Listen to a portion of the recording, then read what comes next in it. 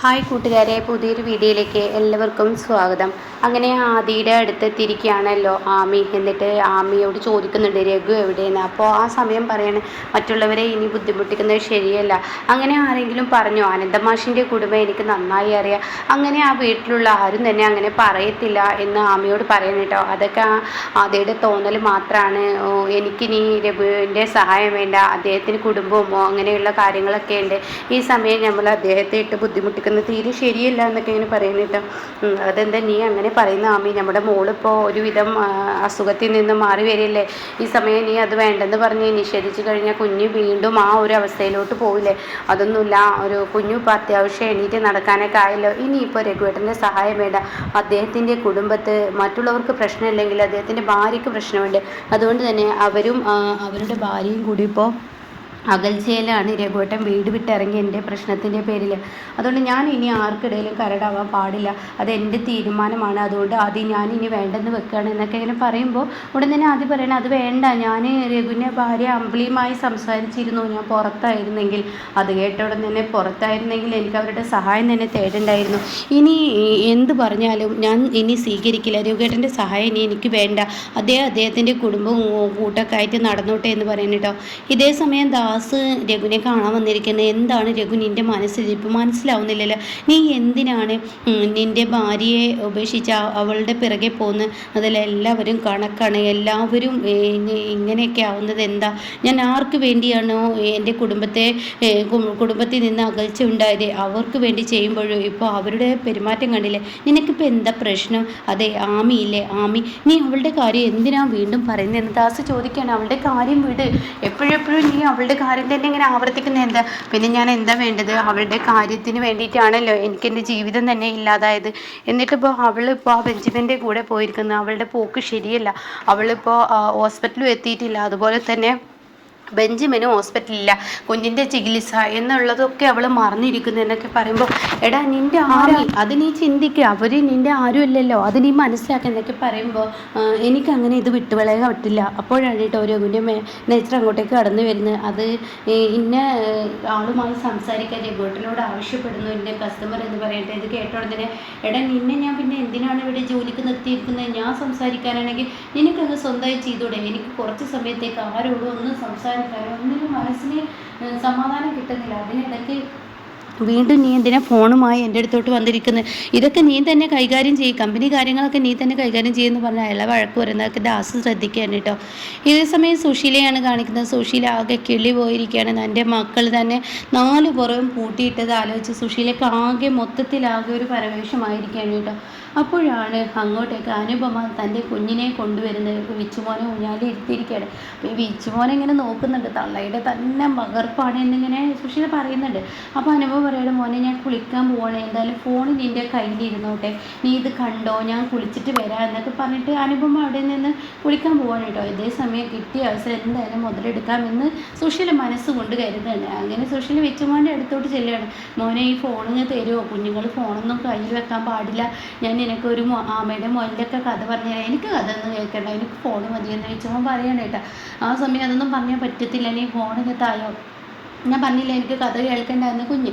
അപ്പോൾ ഉടൻ തന്നെ സുശീല പറയണേ ഇതിനെ പോയിട്ട് ബുദ്ധിമുട്ടിച്ച പ്രശ്നമാവുമല്ലോ ഈശ്വര, ഞാനിങ്ങ് മാറി നിൽക്കുകയാണ് ഇപ്പോൾ നല്ലത്. കാരണം ഇനിയിപ്പോൾ ഈ ആ തള്ളയുടെ പകർപ്പ് മകൻ തന്നെയാണ്.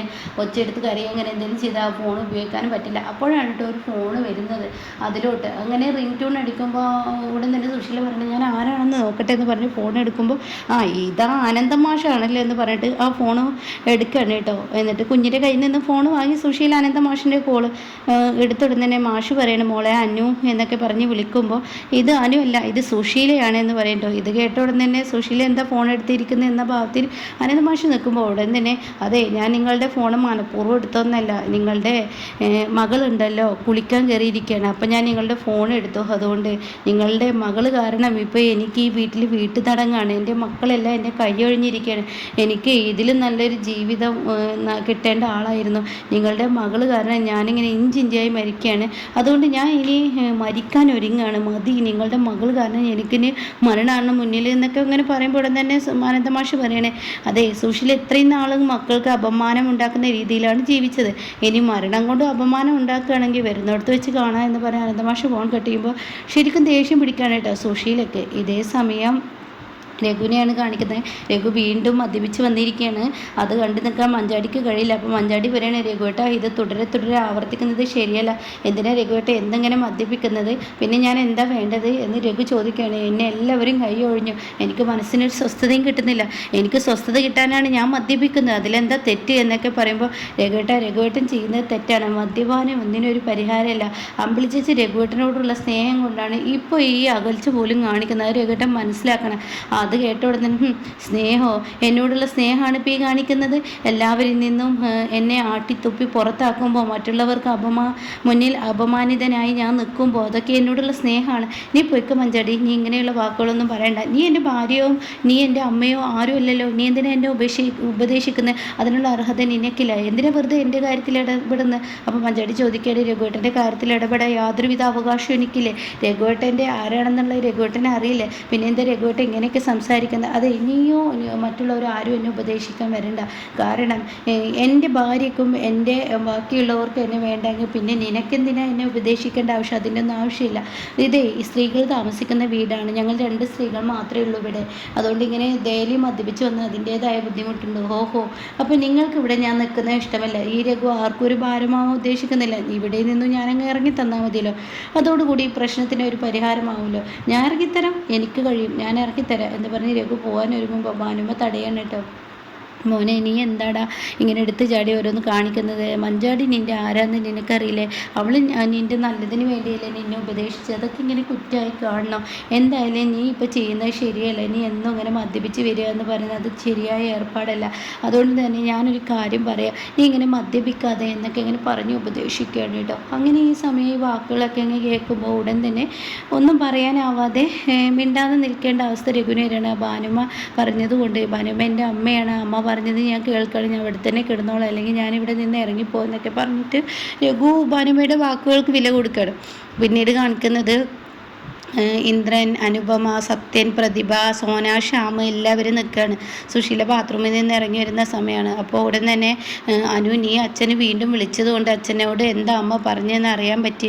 അപ്പോൾ എന്തായാലും അമ്മ തളച്ചിട്ടില്ല, അമ്മക്ക് ഇപ്പോഴും വാശിയും ദേഷ്യമൊന്നും ഒരുങ്ങിയിട്ടില്ല. മക്കൾക്കുള്ള അടുത്ത കെണിയുമായി അമ്മ പുറത്തിറങ്ങിയിരിക്കുകയാണ് എന്നൊക്കെ ഇങ്ങനെ പറയണം. ആ സമയം എനിക്കങ്ങനെ വിളിക്കാൻ തോന്നിയത് കൊണ്ട് ഈ വിവരം അറിയാൻ പറ്റിയെന്ന് അനുഭവം പറയണം. അപ്പോൾ ഇതേ സമയം സത്യം പറയണേ, അമ്മ ഒരിക്കലും ഒതുങ്ങില്ല. അമ്മ എത്രത്തോളം പോകാൻ പറ്റുമോ അത്രത്തോളം അമ്മ പോകും.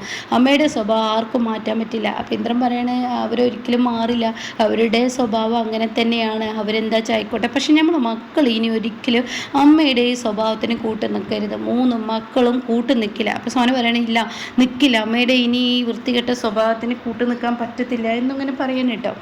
അങ്ങനെ ഇവർ പിന്നീട് ഒരു തീരുമാനം എടുക്കുകയാണ്, എന്തായാലും അമ്മയെ ഇനി പഴയതുപോലെ അഴിച്ചു വിടില്ലെന്ന്. എന്നാൽ സുശീലയാണെങ്കിൽ ആകെ താളം തെറ്റുകയാണ്. എൻ്റെ മക്കൾ പോലും എന്നെ കൈയൊഴിഞ്ഞ സ്ഥിതിക്ക് ഇനി എനിക്ക് ജീവിതം വേണ്ട, എനിക്ക് ജീവിതം മടുത്തു, എന്തൊരു കഷ്ടപ്പെട്ട ജീവിതമാണ്, ഇനി ഞാനൊരു കടുത്ത തീരുമാനം തന്നെയാണ് എടുക്കുക നല്ലത് എന്നൊക്കെ പറഞ്ഞ് സുശീല ഒരു അന്തിമ തീരുമാനം എടുക്കുകയാണ് കേട്ടോ. മരണം തന്നെയാണെന്ന് തോന്നുന്നു.